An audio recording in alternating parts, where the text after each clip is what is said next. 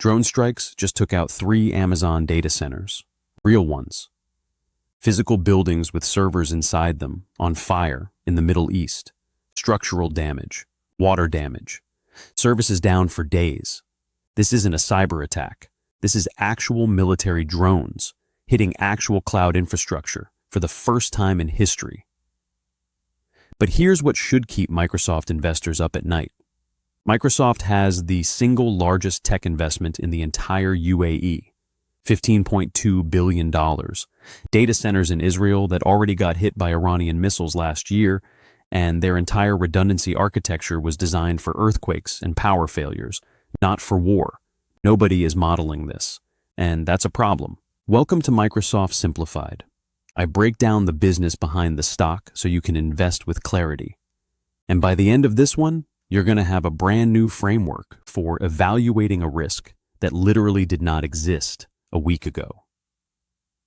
The physical military vulnerability of cloud infrastructure and what it means for Microsoft specifically. Let me walk you through it piece by piece. Okay, so let's start with what actually happened because it's kind of insane. Sunday, March 1st, around 4:30 p.m. Dubai time, something slams into an AWS data center in the UAE.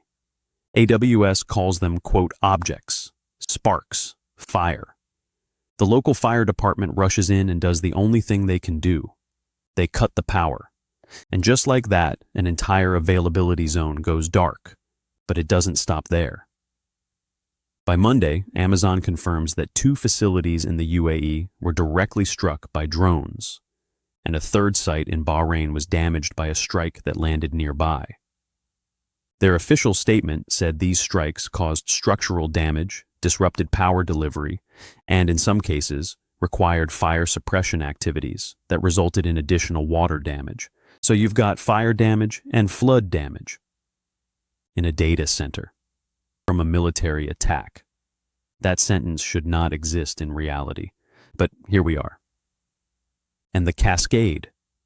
Oh man, the Cascade. Banking apps across the UAE start crashing. Abu Dhabi Commercial Bank, mobile banking gone. Emirates NBD, phone banking down. Payment platforms like Alain and HubPay go dark. Careem, which is basically the Uber of the Middle East, offline. Even Snowflake reported disruptions. The UAE Capital Markets Authority shut the Abu Dhabi and Dubai stock exchanges for 2 full days because of the broader conflict chaos. Tens of thousands of travelers stranded at airports across the region because airspace got closed down. All of this rippling outward from drones that probably cost less than a mid-sized sedan. And here's the part that still blows my mind. This is the first time in history that a major U.S. tech company's data center has been physically taken offline by military action. Not a cyber attack, not a software bug, not someone tripping over a cable. Bombs on servers in 2026.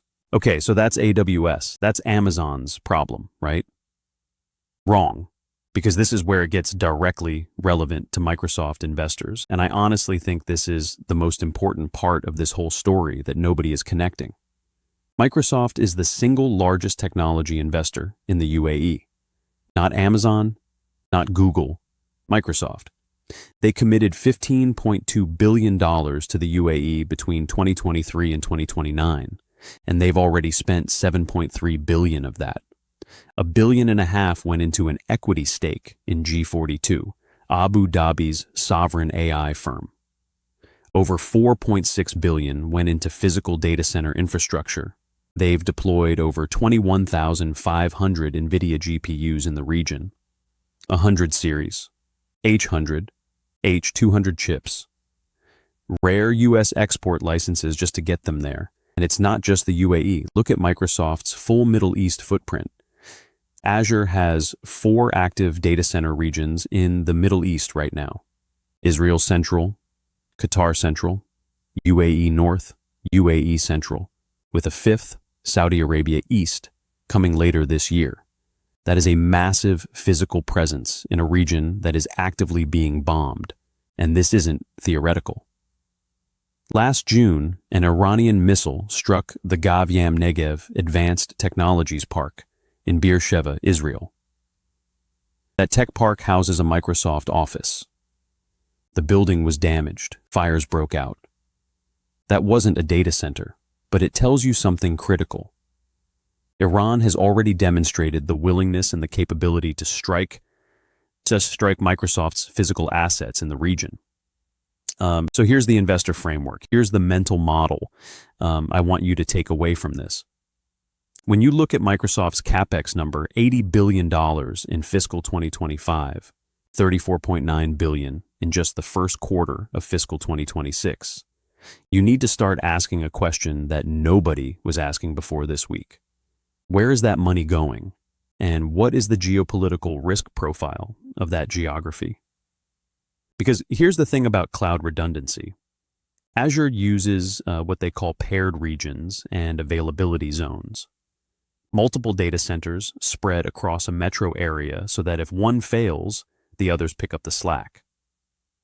That is brilliant engineering for handling an earthquake, a power grid failure, a flood, but it is not designed for a coordinated military strike across an entire geographic region.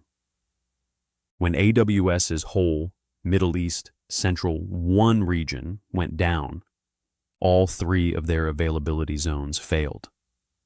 The redundancy was meaningless, because redundancy assumes the threat is local. War is not local. And there's an insurance angle here that is genuinely scary. Lloyd's of London issued a directive back in 2022 requiring all standalone cyber insurance policies to exclude losses from state-backed attacks. Standard property insurance has war exclusion clauses. So, if a data center gets physically destroyed in a military conflict, there's a real question about whether any of that loss is even covered. Billions in hardware, billions in infrastructure, potentially uninsured. That should make your stomach drop a little. Now zoom out. This isn't just a Microsoft problem. Big tech collectively is set to spend around $650 billion on data center infrastructure in 2026 alone. That's Alphabet, Amazon, Meta, and Microsoft combined. A 60% increase from the year before. They are building more physical assets in more geographies than at any point in history. And the risk model for those physical assets just fundamentally changed. Data centers used to be the most boring buildings on Earth. Now they're strategic military targets, like oil pipelines, like power plants, like ports. One security expert put it perfectly this week. Cyber conflict is now inseparable from kinetic conflict. And there's a painful irony here. The Middle East was supposed to be the next frontier for cloud and AI. Abundant capital, massive government backing, cheap energy for power-hungry GPU clusters. Microsoft positioned the UAE as a centerpiece of its global AI expansion. And now that centerpiece sits in an active war zone with Iranian drones overhead. So, let me land this. The thesis is simple. The US-Iran conflict just turned cloud data centers into literal military targets. That is a structural risk for every company whose business depends on hyperscaler infrastructure. And Microsoft, with the largest Middle East commitment of any tech company on Earth, sits right at the center of it. The market is not pricing this in.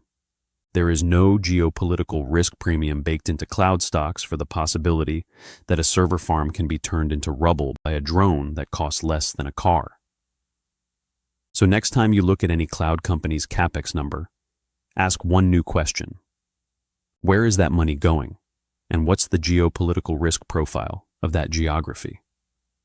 A week ago, that question didn't matter. Now it does. If this one hit different, smash that subscribe button. I break down the business behind Microsoft so you can invest with clarity. I'll see you in the next one.